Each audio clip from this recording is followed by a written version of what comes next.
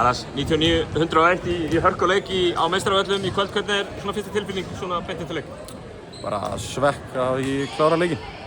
Fannst eins og við gerum fullt af hlutum til að vinna en samt á sama tíma mikið af röngum hlutum sem við áttum skilja að tapa en mér fannst bara við spila ágætan leik. Eina sem var í þessu var varnarleikurinn og sóknarfrákustin. Þau voru aðeins of mörg og varnarleikurinn frekar slappur í endan en já, bara svekktur. Og sá á leiknum svona heilt yfir að skemmtilega leikur fyrir áhorfendur að horfa. Það var heldur betur búið að skrúa upp svona intensity sem var að komast í leikin. Hvernig var að vera á vellinum í þessum með hina leikina á öðru viti?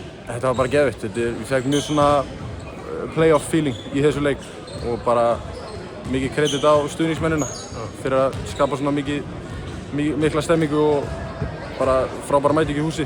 Þannig þetta var bara geðveikt og ég veit að þetta verður enn betra bara í úrslitakeppni. Þú með hörkum índur hérna í fjarveru Reynalds, hann mikið meiddur eða? Ekki sem ég veit af sko, ég held að þetta fann bara eitthvað til í upphitun. Ég ákveðum bara, þjálfararnir og sjúkraþjálfarinn ákveða bara fílan, ekki riska neitt. Ekki gaman fyrir þig að geta komið inn með þessu impakti inn í leikinn? Jú, ég náttúrulega vissi ekki að hann var meiddur bara fyrir leikur að byrjaði. Þannig ég bjóst við að ég myndi örugglega spila eitthvað.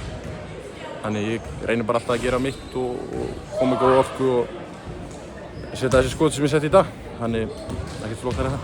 Verðugt verkefni í fyrstu umferð úrslitakeppni, það eru Íslandsmeistararnir sjálfur held ég, Stjarnan sem þið fá í fyrstu umferð. Hvernig líst þér á það? Bara vel sko. Við vorum tilbúnir að því við vissum að þetta væri Valur eða Stjarnan.